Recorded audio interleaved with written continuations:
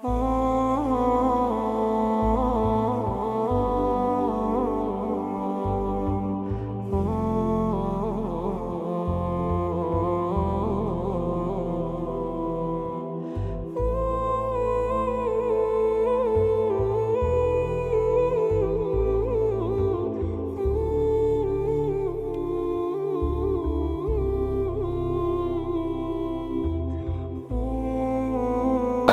সারা বিশ্ব যারা শাসন করছে এরা বেশিরভাগই বদ মানুষ, এরা ফাসেক আর জালেম আর কাফের আর মুশরিক। বেশিরভাগই বিশ্ব যারা শাসন করছে তাদের কথা বলছে। যত বড় বড় বৈশ্বিক সংগঠনগুলো তৈরি করেছে এরা বেশিরভাগই বদ শ্রেণীর মানুষ। ভিতর থেকে ইন্টারনালি আমি বলবো দে আর জাস্ট লাইক বিস্ট, জানোয়ারের মতো। কোথায় কার মধ্যে যুদ্ধ বাঁধিয়ে দেওয়া যাবে, যুদ্ধ বাঁধিয়ে দিয়ে অস্ত্র বিক্রি করা যাবে, কোথায় ওই মনিটরি সিস্টেম দিয়ে মানুষকে ঋণের ফাঁদে ফেলা যাবে, সুদের ফাঁদে ফেলে একটা দেশকে দখল করে ফেলা যাবে, কোথায় এখন শান্তিপূর্ণ একটা মুসলিম কান্ট্রির মধ্যে জঙ্গি ইস্যু তৈরি করা যাবে, জঙ্গি ইস্যু তৈরি করে ওখানকার মানুষদেরকে ম্যাসাকার করা যাবে, সারা দিন এই কূটকৌশল চিন্তা করতে থাকে। বিশ্বের যত বড় বড় শয়তান আছে তারা ওই পশ্চিমা সভ্যতা থাকে এখন। আর ইবলিস তো অনেক আগে দায়িত্ব ছেড়ে দিয়েছে, জানেন? ইবলিস অনেক আগেই দায়িত্ব ছেড়ে দিয়েছে। যখন সে এরকম চেলাপেলা তৈরি করে ফেলেছে এখন সে রিল্যাক্সড। আরও সে বসে ওর যে কুরসি আছে সমুদ্রের উপরে, সমুদ্রে ওর কুরসি এবং আরশ আছে, এটা জানেন নাকি? হয়তো জানেন না। সমুদ্রের উপরে ইবলিসের কুরসি আছে, আরশ আছে। ওটা কুরসি না, সম্ভবত আরশই বলা হয়। ইবলিসের সিংহাসন আর কি সমুদ্রের উপরে আছে, এটা হাদিসে এসেছে। ও ওখানে রিল্যাক্সে বসে থাকে এখন, কারণ তার কাজ তো মানুষই করছে এখন, ওর দরকার নাই তো। এমন এমন ওয়েপেন্স তৈরি করেছে যেটা পৃথিবীতে একবার পড়লেই মানব জাতি ধ্বংস হয়ে যাবে। একটা নিউক্লিয়ার ওয়ার যদি হয় বিশ্বে, তাহলে দেখবেন বিশ্বের প্রায় 500 থেকে 600 কোটি মানুষ না খেয়ে মারা যাবে। ওদেরই রিপোর্ট। এটা লাগিয়ে দেওয়ার জন্য তারা উস্কাচ্ছে। একবার ইউক্রেনকে উস্কায় রাশিয়ার এগেনস্টে, একবার তাইওয়ানকে উস্কাচ্ছে চায়নার এগেনস্টে, একবার একে একবার ওকে। মানে পৃথিবীটাকে আর সুশৃঙ্খল রাখার কোনো উদ্দেশ্য নিয়ে তোদের নাই। আর মুসলিমদেরকে তো মানে এদেরকে তো ডিল করার কোনো প্রশ্নই ওঠে না। মানে মুসলিম যেখানে সেখানেই ডমিনেট করে। তো যারা এই জায়গায় আছে, সত্য মিথ্যা ন্যায় অন্যায়ের চূড়ান্ত মানদণ্ড যে আল্লাহর ওহী, এটা ওদেরকে কে বুঝাবে? সারাদিন আপনি এটা বলতে বলতে মাথা ঠোকরাতে মারাও যদি যান, তারা কি মেনে নিবে? সত্য মিথ্যা ন্যায় অন্যায় হক বাতিলের চূড়ান্ত মানদণ্ড হচ্ছে আল্লাহর ওহী, মানবে? ওই সভ্যতাকে আমরা ফলো করি এবং ওদের সব কিছু আমরা অনুকরণ করছি। দাসী তার মনিবকে অনেক আগেই জন্ম দিয়েছে। ন্যায় অন্যায়ের মানদণ্ড উল্টে গেছে এখন। আর বেশি বলতে যাচ্ছি না, আরেকটা ব্যাখ্যায় আসেন। আরেকটা ব্যাখ্যা আছে যে সত্যি সত্যি দাসী মনিবকে জন্ম দিতে পারে। সত্যি সত্যি দাসী মনিবকে জন্ম দিতে পারে, যেটা এই 2022 সালে না আসলে আমরা বুঝতে পারতাম না। কিভাবে জন্ম দিতে পারে দেখাচ্ছে। নারী পুরুষের ফ্রি মিক্সিং চলছে সবখানে, যেখানে যাবেন সেখানে নারী পুরুষের ফ্রি মিক্সিং।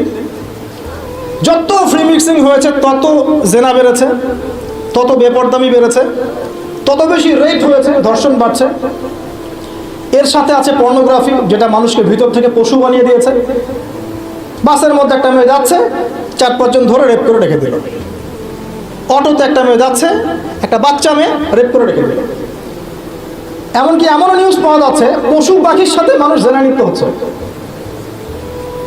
একটা ছেলে আরেকটা ছেলের সাথে জেনা লিপ্ত হচ্ছে, নাউজুবিল্লাহ। এবং কোনো কোনো ক্ষেত্রে এরকম 2-1টা ঘটনা মাদ্রাসাতেও ঘটছে। মানে পর্নোগ্রাফি দিয়ে সবাইকে পশু বানিয়ে দেওয়া হচ্ছে। খেয়াল করে দেখেন। এরপরে আবার পরকীয়া আছে। যখন এরকম বেপরদামি, ধর্ষণ, ফ্যামিলিস্ট রেগুলেশন, ফ্রি মিক্সিং বাড়তে আছে, তখন কিন্তু ভালোবাসাটাকে, ভালোবাসা বলে একটা ব্যাপার যে আছে, লাভ, আল্লাহর পক্ষ থেকে যে ভালোবাসা আছে, এই লাভটাকে যৌনতা দিয়ে চেঞ্জ করে দেওয়া হয়েছে। ভালোবাসার চাইতে এখন মানুষ যৌন বিষয়টাকে বেশি গুরুত্ব দেয়। মানে মেয়েকে জাস্ট ভোগ করতে হবে। ভালোবাসা, তার সাথে কোমল থাকা, তার কষ্ট দেয়াগুলোকে একটু হাসি মুখে সহ্য করা, সবর করা, এগুলো কিন্তু নাই দেখবেন। এর উপর আবার বাইরের মিডিয়াগুলো আছে এবং পরকীয়া, যেটা মিডিয়াগুলো উস্কায় দিচ্ছে ফিল্মের মধ্য দিয়ে, আপনার সিরিয়ালের মধ্য দিয়ে, যে পরকীয়া একটা ভালো জিনিস, ট্রেন্ড, এক নতুন ফ্যাশন। তখন ঘরে ঘরে আপনি কি মনে করছেন, অলমোস্ট এভরি সিঙ্গেল ফ্যামিলি এখন পরকীয়াতে আসক্ত, জানেন? Almost every single family. অনেক ক্ষেত্রে ইসলামিক পরিবারগুলোর মধ্যে ওগুলো ঢুকে গেছে, আর যারা ইসলাম থেকে অনেক দূরে ওদের কথা কি চিন্তা করতে থাকেন তাহলে? কেউ স্বামী স্ত্রীকে নিয়ে সন্তুষ্ট না, স্ত্রী স্বামীকে নিয়ে সন্তুষ্ট না, ভিতরে ভিতরে ভাঙন চলছে। আর যখন এই ভাঙনগুলো চলতে আছে তখন মেয়েরা সন্তান জন্ম দেওয়ার ফুরসত পাচ্ছে না, কারণ ওদের আবার কেরিয়ার বলে একটা ব্যাপার আছে, কেরিয়ারটা আগে বিল্ড আপ করতে হবে, সন্তান পরে।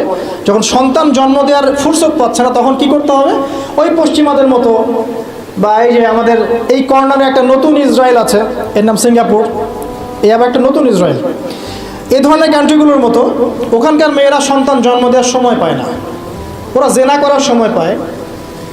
দেখা যায় একটা জরিপে দেখা গেছে যে বিয়ের আগে একটা ছেলে প্রায় 20 থেকে 22টা মেয়ের সাথে যৌন সম্পর্ক করে। এটা নাউজুবিল্লাহ বলছেন, বাট আমি আরেকটা হাদিস পড়ছি রিসেন্টলি, যেখানে নবী সাল্লাল্লাহু আলাইহি ওয়াসাল্লাম বলছেন আখিরুজ জামানে একটা ছেলের পিছনে এমন একটা সময় আসবে, যেটা এখন আসে না আলহামদুলিল্লাহ, এমন একটা সময় আসবে যে একটা ছেলের পিছনে 30-40 জন মেয়ে ঘোরাঘুরি করবে শুধু যৌন সম্পর্কের জন্য। এই সময়টা ওরা পার করে এসেছে পশ্চিমারা। আচ্ছা, তো যেহেতু সন্তান জন্ম দেওয়ার ফুরসত নাই, ক্যারিয়ার আছে, জেনা ওপেন, জেনা চাইলেই মানুষ করতে পারে, বিয়ে করার প্রয়োজন হয় না, মদ ওপেন, জেনা ওপেন, পতিতালয় ওপেন, সবই ওপেন, এসব কিছু ওপেন করে দিয়ে আমরা কি করি, আমরা অপরাধ দমনের চেষ্টা করি। কি চমৎকার সাইকোলজি আমাদের, বাহবা দিতেই হয়, সব ওপেন, ওদের ওখানে ওপেন। তো ওখানে আর মেয়েরা চাকরি বাকরি এসবের দিকে ফোকাস করতে করতে সন্তান জন্ম দেওয়ার সময় নাই। কি করতে হবে, দরিদ্র যে কান্ট্রিগুলো আছে, যেমন ওই যে ইন্দোনেশিয়া, শ্রীলঙ্কা, আফ্রিকার কিছু কান্ট্রি, নাইজেরিয়া, যে ঘানা, যে মালি, এই টাইপের যে কান্ট্রিগুলো আছে, দরিদ্র, একদম দরিদ্র কান্ট্রি, এদের থেকে মেয়েদেরকে হায়ার কর। কিসের বিনিময়ে, যে তোমাকে ডলার দেওয়া হবে। ডলার কি জিনিস সেটা তো বোঝেন, এটা অস্ত্র সারা বিশ্বকে শাসন করে। আমি ছাপাবো, আমার প্রেস আছে, আমার সিনেট আছে, আমরা ছাপাবো, আর আমরা হচ্ছি ওয়ার্ল্ডের সুপার পাওয়ার, আমরা চাইলে ছাপাতে পারি, আমাদেরকে বলার কেউ নাই। ছাপাবো, ওইটা দিয়ে আমি তেল কিনবো, তাহলে এটাও আমার, ওইটাও আমার।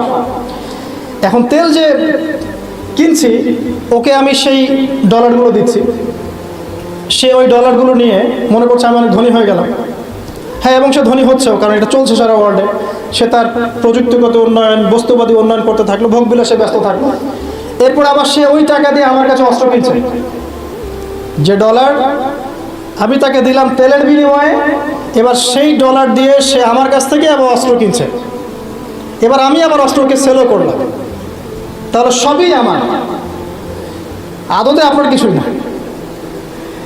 আর ওই অস্ত্র দিয়ে আপনি কি করছেন, ওই অস্ত্র দিয়ে আপনি মুসলিম কান্ট্রিদের মধ্যে গিয়ে মুসলিমদেরকে হত্যা করছেন। আর কোনো কোনো ক্ষেত্রে ইনোসেন্ট দুইটা কান্ট্রির মধ্যে লড়াই লাগিয়ে দিয়ে আমি অস্ত্র ব্যবসা করছি, কোটি কোটি টাকা, কোটি কোটি ডলারের।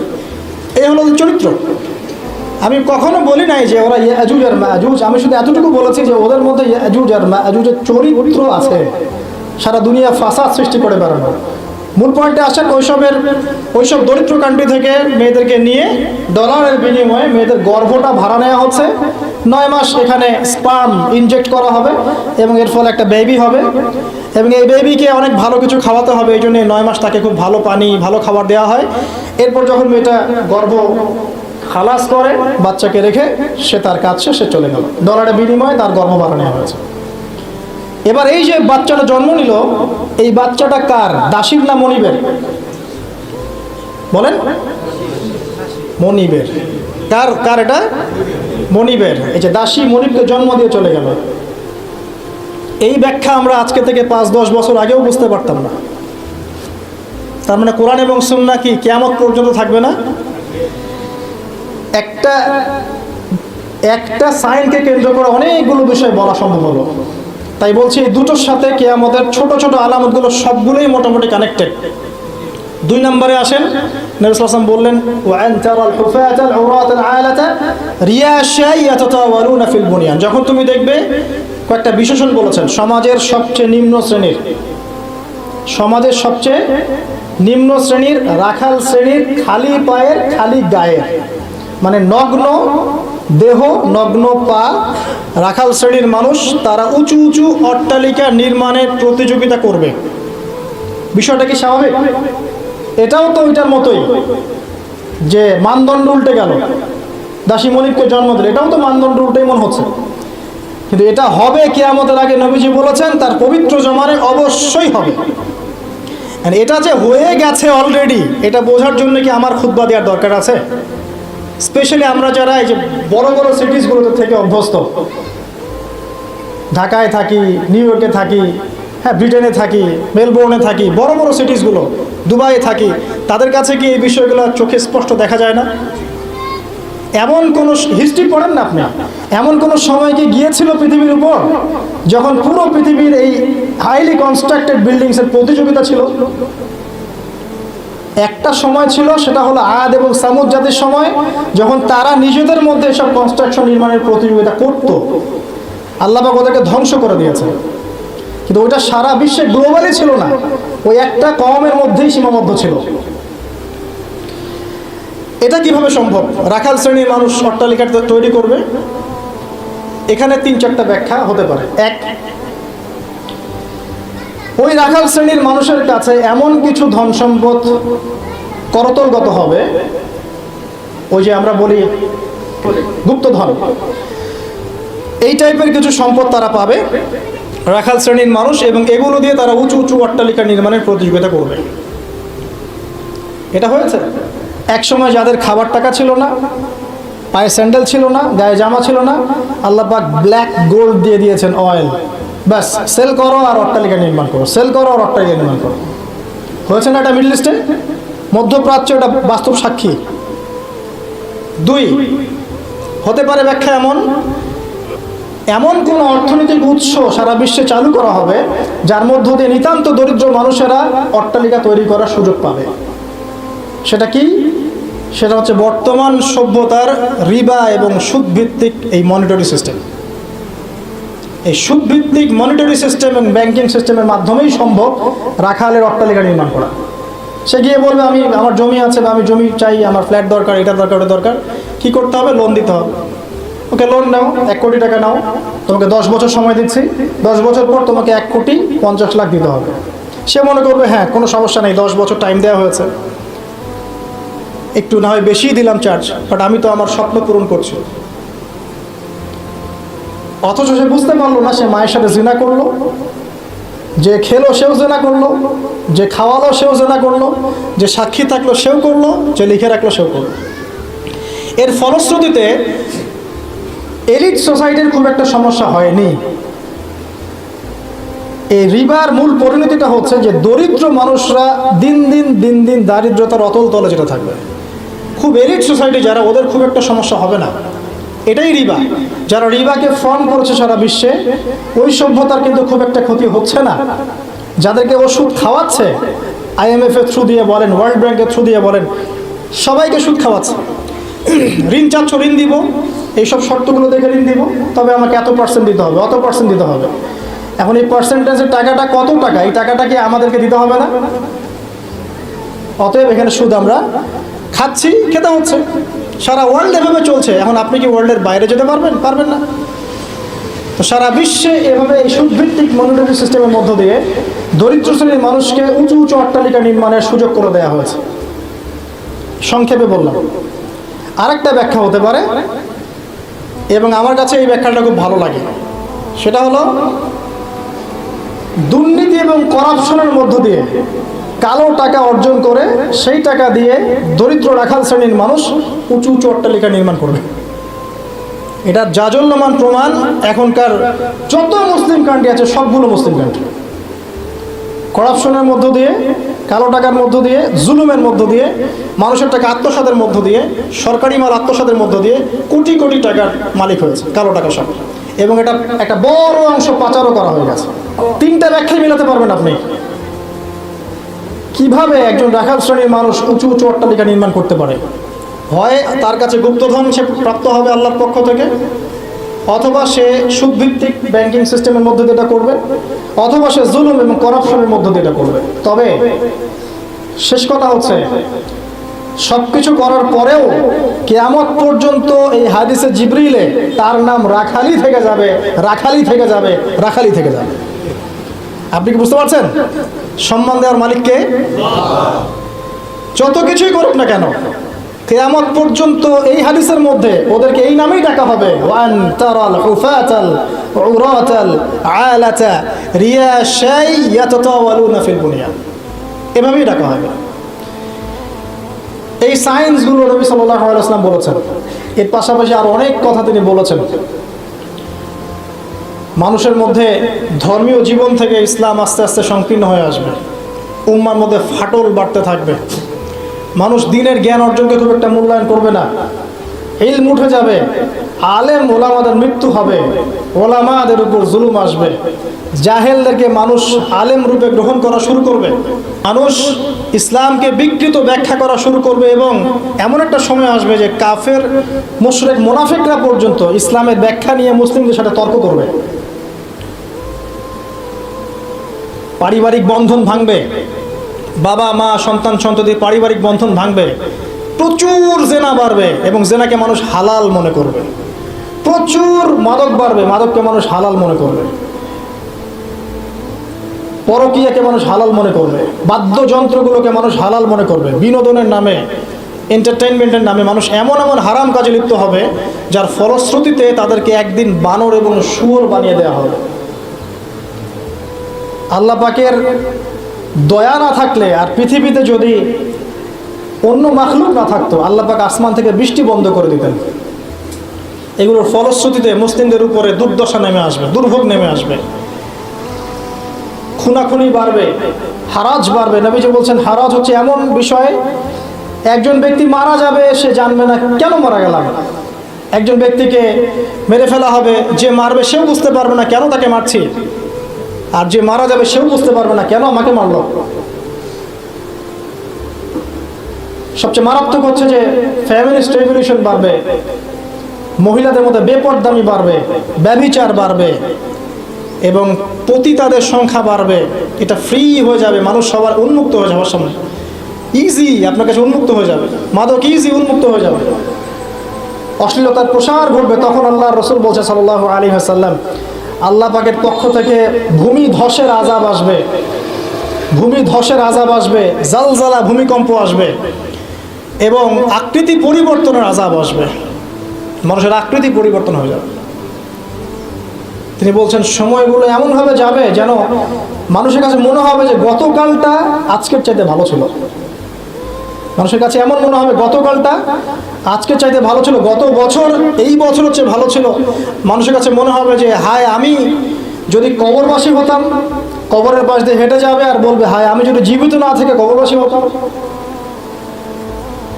প্রকৃতিও পরিবর্তন হয়ে যাবে, প্রকৃতি ঋতু পরিবর্তন হয়ে যাবে, বৃষ্টিপাতের মধ্যে সমস্যা সৃষ্টি হবে, বন্যা বলেন, ভূমিকম্প বলেন, খরা, দুর্যোগ যা যা দেখছেন আল্লাহর পক্ষ থেকে গজব আযাব এগুলো ক্রমান্বয়ে বাড়তে থাকবে।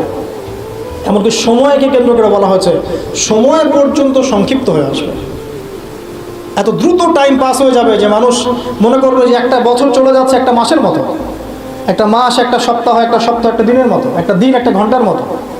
উম্মার দুর্দশা, নবী সাল্লাল্লাহু আলাইহি ওয়াসাল্লাম বলছেন তোমরা সংখ্যায় প্রচুর হবে, তোমরা বিভক্ত হয়ে থাকবে খণ্ডে খণ্ডে, তোমরা সংখ্যায় প্রচুর হবে, কিন্তু মৃত্যুর ভয় তোমাদেরকে পেয়ে বসবে এবং তোমরা আল্লাহর রাস্তায় আল্লাহর দ্বীনের জন্য সংগ্রাম করতে চাইবে।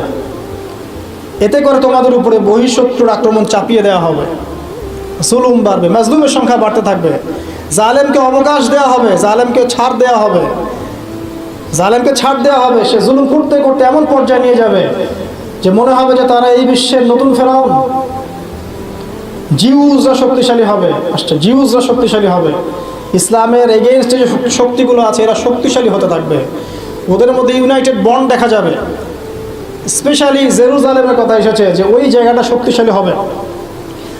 শাম এবং ইরাকের মাঝখানের যে পয়েন্টের কথা আসছে, এই জায়গায় ইসরায়েল নামক রাষ্ট্রের অস্তিত্ব তখন ছিল না যখন নবী সাল্লাল্লাহু আলাইহি ওয়াসাল্লাম এই হাদিস বর্ণনা করেছেন। এ তো কয়েকদিন আগে অস্তিত্ব লাভ করলো, আর হাদিস বর্ণনা করা আছে 1400 বছর আগে।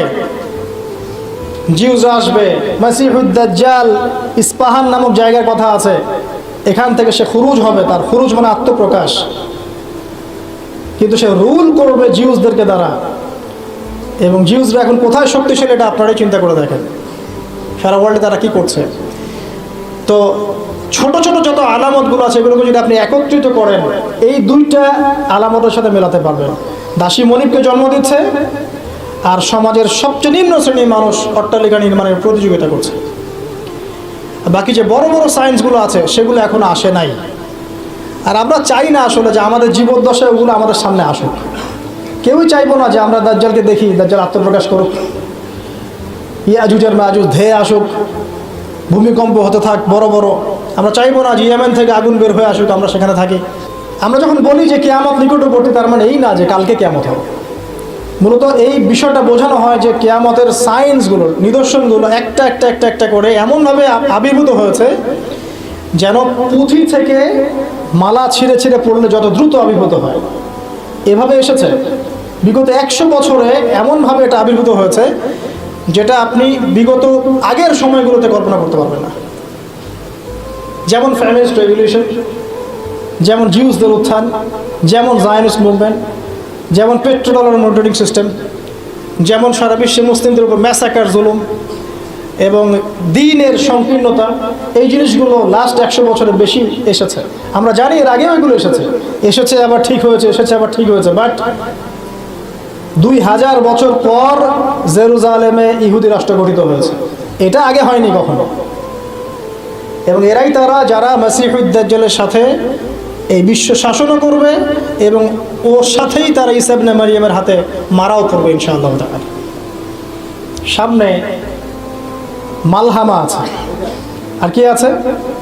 মহাযুদ্ধ আছে, জেরুজালেমের উত্থান আছে, জিউসদের উত্থান আছে, দাজ্জালের শাসন আছে, ইমামুল মাহদির আগমন আছে, তার হাতে মুসলিমদের বিজয় আছে, ঈসা ইবনে মারইয়ামের আগমন আছে, তার হাতে দাজ্জালের নিহত হওয়ার ঘটনা বাকি আছে, ঈসা ইবনে মারইয়ামের হাতে জেরুজালেম থেকে ওয়ার্ল্ড ওয়াইড ইসলামিক শাসন এখনো বাকি আছে, ইয়াজুজ আর মাজুজের আগমন বাকি আছে এবং ওদের ধ্বংস বাকি আছে।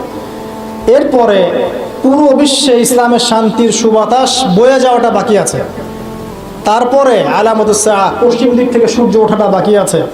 তারপরে ইনশাআল্লাহ তাআলা এত দ্রুত কিয়ামত হবে, নবীজি বলছেন একজন ব্যক্তি আরেকজন ব্যক্তির সাথে কাপড় নিয়ে ব্যবসা করতে বসবে, কাপড় খুলে দেখাবে, গোটানোর আগেই কিয়ামত শেষ।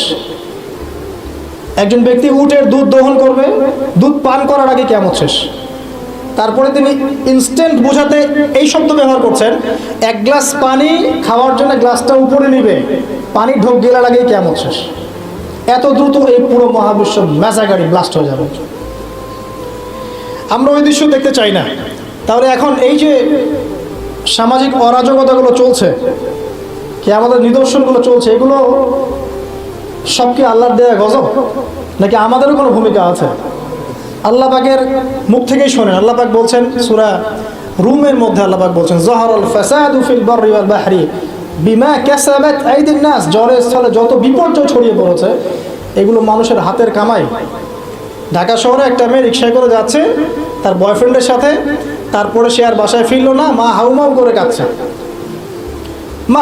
কাঁদছে, মেয়েকে আর খুঁজে পাওয়া গেল না, ধরে নেওয়া হচ্ছে মেয়েটা নাই, নিখোঁজ, হয়তো তার রেপ হয়েছে বা ডেড হয়েছে। আর মা স্টেটমেন্ট দিচ্ছে সাংবাদিককে যে আমি ছেলেটাকে বললাম তুমি যদি মেয়েকে ভালোই বেসে থাকো তাহলে মেয়েকে বাসায় পৌঁছে দিলেন না কেন? এই মায়ের কাছ থেকে আপনি কেমন সন্তান আশা করছেন? সে তার মেয়ের অবৈধ বয়ফ্রেন্ডকে সে বলছে তুমি যদি মেয়েকে ভালোই বেসে থাকো তাহলে মেয়েটাকে একা একা রিক্সায় ছেড়ে দিলে কেন, বাসায় পৌঁছে দিতে পারলাম না? পরিণতি সবকিছু আল্লাহ পাকের পক্ষ থেকে আসে, এটা তো সত্যই। কিন্তু আল্লাহ রাব্বুল আলামিন কখনো কখনো আমাদেরকে আমাদের পাপের শাস্তি দুনিয়াতেই দিয়ে থাকে। যেমন কর্ম করেছি তেমন ফল ভোগ করতে হবে তো। সুদ খেয়েছেন, এখন দারিদ্রতা বরণ করতে হবে তো। ধর্ম নিয়ে বাড়াবাড়ি করেছেন, উম্মার ঐক্য তো নষ্ট হবেই। আমি যখন দুর্নীতি করছি আমাকে একদিন ধরা পড়তেই হবে। আমি চুরি করেছি আমাকে তো পিটুনি খেতেই হবে। আমি ডাকাতি করছি আমাকে তো পিটুনি খেতেই হবে। আমি রেপ করেছি আমাকে শাস্তি পেতেই হবে। একটা মেয়ে কয়েকটা ছেলের সাথে অ্যাফেয়ার, কয়েকজন মিলে প্ল্যান করলো যে তাকে শিক্ষা দিবে, তাকে সারপ্রাইজ দেওয়ার কথা বলে একজন বয়ফ্রেন্ড তাকে ডেকে নিল, নির্মমভাবে তাকে হত্যা করে। তিনজন মিলে লাশ ফেলে দিয়ে চলে গেছে। তিনজন মিলে করেছে না একাই করেছে সেটা প্রশাসন খুঁজে বের করবেন। আমরা অনলাইনে দেখছি যে মেয়েটা ডেট, এবং সেটা রংপুর এরিয়ার ঘটনা, ঢাকা শহরের কথা না। রংপুর তো অনেক দূরের জায়গা, ওটাকে আমরা গ্রামই মনে করি নাকি ঢাকার হিসাবে। দেখেন কর্মের ফল নয় কি এগুলো? মদ খাচ্ছেন দেদারসে, তাহলে আপনাকে তো সারা জীবন একটা ব্যাধি ভোগ করতেই হবে। আপনি তো ক্যান্সার হবেই, আপনার বড় বড় রোগ তো হবেই। আল্লাহর দিনকে বাদ দিয়ে আপনি অনৈতিক দর্শনের চর্চা করছেন, আপনাকে তো ফল ভোগ করতেই হবে। তো আল্লাহ পাক এটাই বলছেন, জহরুল ফাসাদু ফিল বাররি ওয়াল বাহরি, জলের স্থলে যত বিপর্যয় এগুলোর বেশিরভাগই মানুষের হাতের কামাই। পরিবেশ দূষিত করেছে আমরা, পুরো বিশ্বের পলিটিক্যাল সিস্টেম ধ্বংস করে দিয়েছে আমরা, ইকোনমিক সিস্টেমের সুদ দিয়ে দিয়েছে আমরা, ব্যক্তি জীবন থেকে দিনকে বিদায় করছি আমরা। আর দিনের কথা যারা বলছে টুকটাক টুটা ফোটা, এদেরকে আমরা বিভিন্ন সাম্প্রদায়িক ট্যাগ লাগিয়ে বয়কট করে দিয়েছি। যাও নাকে তেল দিয়ে ঘুমাও, দুনিয়াটা আমাদের, পরকাল তোমাদের, তোমরা পরকাল নিয়ে থাকো, দুনিয়া আমাদের। শুনে রাখো তোমরা, এই দুনিয়াও মুসলিমদের হতে যাচ্ছে অতি শীঘ্র ইনশাআল্লাহ।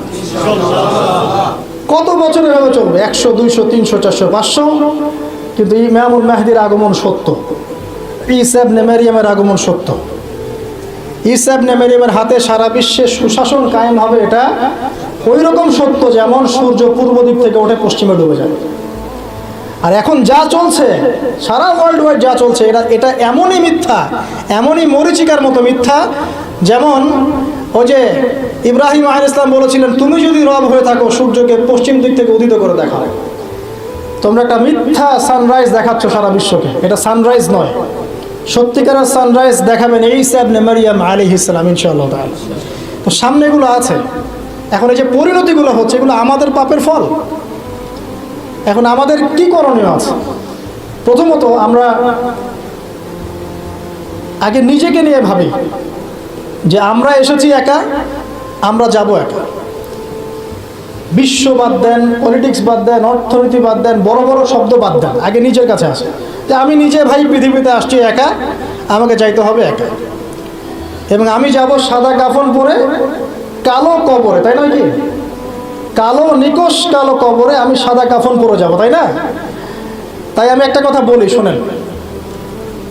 যখন অন্ধকার, ঘুটঘুটে অন্ধকার নিকশ কালো কবরের মধ্যে সাদা কাফন পরে মানুষ যাবে, তখন সাদা সাদা আর কালা কালা গানের আসল মর্ম উপলব্ধি করতে পারবেন। মানে বা আসেন কেন? যখন সাদা কাফন পরে অন্ধকার নিকশ কালো অন্ধকার কবরে মানুষ যাবে না, ওই মোমেন্ট যখন মুনকার এবং নাকিরের সাথে দেখা হবে, নাকিরের সাথে মালাকুল মউতের সাথে সাক্ষাৎ হবে, তার আগে লাশ নিয়ে যাবে আর সে বলবে কোথায় নিয়ে যাচ্ছ আমাকে, কোথায় নিয়ে যাচ্ছ, ভয়ে আটকে উঠবে। মালাকুল মউতের চেহারা দেখেই ভয়ে আটকে উঠবে। সারা জীবন তো দিনের পরোয়া করে নাই, নামাজ কালামের তো খবর নাই, ইসলামকে 5 পয়সা মূল্যায়ন করে না, এবং ইসলামকে ধ্বংস করার জন্যে, মুসলিম সমাজের মধ্যে অশ্লীলতা ছড়িয়ে দেওয়ার জন্যে এই কাজগুলো করে বেড়াচ্ছে। যখন এই অবস্থা তাদের হবে এবং কবরে প্রশ্নগুলো করা হবে এবং হাতুড়ি দিয়ে পিটানো হবে, 70 গজ মাটির নিচে যখন আত্মা যাবে সিজ্জিনে, তখন বুঝে আসবে কোনটা সাদা ছিল আর কোনটা কালো ছিল। মানুষ মুসলিমদেরকে, স্পেশালি যুবকদেরকে, যুবক যুবতী, আমাদের ইয়াং টিনেজারদেরকে এমনভাবে ইনফ্লুয়েন্স করা হচ্ছে এগুলো দিয়ে, মনে হচ্ছে পর্নই আসল জগৎ, মনে হচ্ছে এই মাদকই আসল জগৎ, এই সিগারেটটাই আসল, এই গান বাজনা মিউজিকই আসল, এই কনসার্টগুলি আসল। এবং এগুলোতে যেহেতু মজা আছে, একটা লাজ্জাত ফ্লেভার পাওয়া যায় ইনস্ট্যান্ট, এই জন্য যুব সমাজ দ্রুত এর পিছনে দৌড়ানো শুরু করছে। আর একটা যুবকদেরকে যখন আপনি একটা জাতির যুবকদেরকে মেরুদণ্ড ভেঙে দিবেন, তখন এই জাতি কখনোই আপনার এগেইনস্টে দাঁড়াতে পারবে না। সুদূর প্রসারী নীল নকশা এটা মুসলিম যুবকদেরকে আল্লাহর দিন থেকে সরিয়ে দেওয়ার জন্য। এদেরকে প্রমোট করার মিডিয়ার অভাব নাই, পত্রিকার অভাব নাই। তাহলে আপনি কি করবেন এখন? প্রথমত আপনি নিজেকে চিন্তা করতে হবে যে আমি মুসলিম, আগে আমাকে বাঁচতে হবে, এবং আমার ছেলে আমার মেয়ে এদেরকে আমি অন্তত এই পথে দিব না। যদি এদেরকে পড়ানোর কোনো প্রতিষ্ঠানই না পাই, নিজে প্রতিষ্ঠান করে ওকে পড়াবো ইনশাআল্লাহ। যদি সেটাও না পারি, আমার কাছে একা একা বসে শিখবে ইনশাআল্লাহ, কি সমস্যা? যদিও এটার পক্ষে আমি খুব স্ট্রং মত দিই না, আমাদেরকে চেঞ্জ করতে হবে সিচুয়েশন। যদি দেখেন কোনো অপশনই খোলা নাই, সবখানেই ফিতনা, সবখানেই ফাসাদ, কি করবেন? আপনার ছেলে মেয়েকে তো পড়াতে হবে। আমার ওয়াইফ আমাকে বলছে আমার বেবিকে আমি কোথাও দিব না। কি করবা তাহলে? আমি 10 বছর পর্যন্ত পড়াবো। সে মাশাআল্লাহ আরবি জানে, উর্দু জানে, ফার্সি জানে, সবই জানে, তা আমি পড়াবো ওকে। বললাম যে এভাবে হবে না, এভাবে হবে না। কতদিন আপনি আটকে রাখবেন সন্তানকে? যখন সে বাইরে যাবে দেখবে জেনা উন্মুক্ত, মেয়েরা উন্মুক্ত, বেপরদামি উন্মুক্ত, পর্ন উন্মুক্ত, সব উন্মুক্ত, মাদক উন্মুক্ত। সৎসঙ্গ না থাকলে, ভালো প্যারেন্টিংস না থাকলে, আপনার ভালো পরিবেশ না থাকলে, ভালো সোসাইটি কমিউনিটি না করতে পারলে আমি আমাদের সন্তানদেরকে বাঁচাতে পারবো না। ওরা ওদের দেহকে নষ্ট করবে না ঠিকই, কিন্তু ওদের আত্মাটাকে পুড়িয়ে ঝাঁঝরা করে ছেড়ে দিল, আত্মাটাকে কলুষিত করে শেষ করে দিল। আর সমাজের এই অসঙ্গতিগুলো যখন চলছে আর আমাদের আত্মা কাঁদে না, আমাদের খারাপ লাগে না, আমাদের পাপবোধ জাগ্রত হয় না, বুঝতে হবে ওই ঈমান আর আমাদের মধ্যে নাই যে ঈমান থাকলে এই পাপ দেখলে মানুষের খারাপ লাগা সৃষ্টি হয়। একজন আলেম বলেছেন, যখন দেখবেন বাসায় কোরআনের উপর ধুলা পড়ে গেছে তখন বুঝে নেবেন যে আপনার কলমেও ধুলা পড়েছে। কি করব? নিজে বাঁচার জন্য আগে নিজেকে চিন্তা করতে হবে যে আমি আখিরাতের বান্দা, দুনিয়াতে এসেছি মেহমানের মতো, আল্লাহ কিছু দায়িত্ব কর্তব্য দিয়েছেন, টাইম শেষ হবে আল্লাহ পাক টাইম দিয়ে চলে যাবে। কাউকে আল্লাহ পাক এখানে রাখেন নাই, দুনিয়াতে কেউ চিরস্থায়ী হয়নি। যত বড় পরাশক্তি ছিল ফেরাউন, নমরুদ, হামান, কারুন, কেউ পৃথিবীতে চিরস্থায়ী হয় নাই। আজকের বিশ্বে যারা আছে বড় বড় পরাশক্তি, কেউ পৃথিবীতে চিরস্থায়ী হবে না। এগুলো শুধুমাত্র সময়ের ব্যাপার মাত্র, সময় চলে যাবে, এরাও শেষ, কেউ থাকবে না, না মুমিন, না কাফের, না মুশরিক, কেউ না। অতএব যারা এসেছে তারা চলে যাবে, এই ফিলিংসটা সবার আগে জরুরি। এই ফিলিংসটা আসলে পরে আমার প্রথম দায়িত্ব হচ্ছে ইলম অর্জন করা, তারপরে লক্ষ্য স্থির করা যে আমার জীবনে তো একটা লক্ষ্য আছে। এভারেজ লাইফ লিড করবে সবাই, 1999 জন মানুষ এভারেজ লাইফ লিড করে, খায় দায় ফুর্তি করে, স্ত্রী সহবাস করে, বাচ্চা পয়দা করে, শেষ ডেড, শেষ বয়সে ক্যান্সার, ডায়াবেটিস, মারা গেল। এটাই করতেই কি দুনিয়াতে এসেছি? দিন ইসলাম নিয়ে আমাদের কোনো স্বপ্ন নাই? যারা ইতিহাস পড়ে দেখেন, যারা যুগে যুগে ইসলামের অগ্রগামী ছিলেন, তারা কি আমাদের মতোই এভারেজ মুসলিম ছিলেন, নাকি এক্সট্রা অর্ডিনারি কিছু তারা করতেন? আর আমরা কি আমাদের উম্মার মধ্যে ছোটখাটো বিষয়গুলোকে নিয়েই পড়ে থাকবো? আর কতদিন আমরা এগুলো নিয়ে পড়ে থাকবো? আর কতদিন আমরা একে অপরের গীবত, তহমত, সমালোচনার, হাত বাঁধার, পায়ে পা লাগানো আর আমি এসব নিয়ে পড়ে থাকবো? আর কতদিন পরে থাকলে আপনাদের শান্তি হবে আমাদেরকে বলে দেন।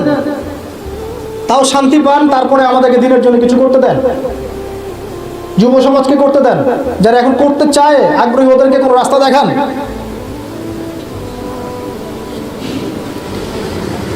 লক্ষ্য স্থির করতে হবে এবং কনস্ট্রাকটিভ কাজ করতে হবে। আবেগের বশে হুটহাট কোনো কিছু কাজ নয়, আবেগের বশে দিনই কাজ নয়। পরিবেশ পরিস্থিতি বুঝে কনস্ট্রাকটিভলি দিনের কাজ করতে হবে, গঠনমূলকভাবে, না শৈথিলতাবাদ আর না কোনো উগ্রপন্থা, না কোনো চরমপন্থা। মাঝামাঝি জায়গায় থেকে হক বাতিলের পার্থক্য বুঝে পরিবেশ, সমাজ, দেশ, বিশ্বের পরিস্থিতি উপলব্ধি করে যখন যে ইনিশিয়েটিভ নেওয়া প্রয়োজন সেভাবে কনস্ট্রাকটিভলি উম্মাকে এগিয়ে নিতে হবে। তার প্রথম শুরুটাই হবে জ্ঞান অর্জন দিয়ে। জ্ঞান অর্জন নাই, কিচ্ছু নাই। তারপর হচ্ছে আমল দিয়ে। জ্ঞান আছে, এবার আমল করতে হবে। যারা আমল করে না, প্র্যাকটিসিং মুসলিম না, এদের দ্বারা আল্লাহ উম্মার খেদমত নেবেন না। খালি বড় বড় কথা বলতে হবে না, আমল করে দেখাতে হবে। ইকোনমিক লাইফে হালাল হারাম বেঁচে চলতে হবে। পারিবারিক লাইফে নিজের স্ত্রী সন্তানদেরকে ইসলামিক এনভায়রনমেন্টে রাখতে হবে, পরিবেশ তৈরি করতে হবে। আমি যদি আমার পরিবারের মধ্যে দিনকে প্রতিষ্ঠা করতে না পারি, তাহলে কিভাবে আমি আমার উম্মার মধ্যে দিনকে নিয়ে চিন্তা করব, প্রতিষ্ঠা করব? হ্যাঁ, এটা হতে পারে। ইব্রাহিম আলাইহিস সালামের বাবা ইসলাম কবুল করেন না, এটা হতে পারে। নূহ আলাইহিস সালামের সন্তান ইসলাম কবুল করেন, এমনটা হতে পারে। কিন্তু এগুলো রেয়ার ঘটনা। আর exceptional anything is not an example. একটা কথা আছে যে এক্সেপশনাল কোনো কিছু একটা কনস্ট্যান্ট ফিক্স এক্সাম্পল হতে পারে না। এগুলো ব্যতিক্রম ধর্মী কথা, এটাও হতে পারে। কিন্তু আমাদের ইসলামিক প্যারেন্টিং আনতে হবে পরিবারের মধ্যে। আমাদের আগামী প্রজন্মকে নিয়ে স্বপ্ন দেখা শিখতে হবে। আগামী প্রজন্মকে কীভাবে মানুষ করব, কি পড়াবো, ওদেরকে কী খাওয়াবো, কোন এনভায়রনমেন্টে বড় করব। এমনভাবে পরিস্থিতি পরিবর্তন হচ্ছে, খারাপের দিকে যাচ্ছে। কোনো ক্ষেত্রে আইন শৃঙ্খলা বাহিনীর যে সদস্যরা আছেন তারা হিমশিম খেয়ে যান যে মানুষ এরকম পাপ করতে পারে। তাদের মাথার উপর দিয়ে যাচ্ছে যে মানুষ এইভাবে পাপ করতে পারে। একটা কথা আমি বলি এখন, যে এই যুগে মানুষ এমন পাপ করছে, এমন ক্রাইম করছে যা কোনো চোখ দেখে নাই, কোনো কান শোনে নাই, কোনো অন্তর কল্পনা করতে পারে না।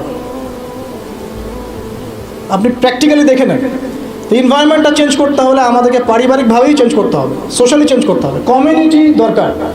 যারা ইসলামিক এই ফিলোসফিগুলো লালন করে তাদের মধ্যে একটা মিউচুয়াল বন্ধন দরকার। হৃদ্যতার ভালোবাসার, ওপেন মাইন্ডেড হওয়া, কনজাস্টেড না হওয়া, সংকীর্ণ মানসিকতার না হওয়া, এবং সাম্প্রদায়িক থটগুলো বাদ দিতে হবে। আমি একাই সঠিক, বাকি সব বাতিল। হ্যাঁ, আমি একাই ইসলামের মধ্যে আছে, বাকি সব খারেজি।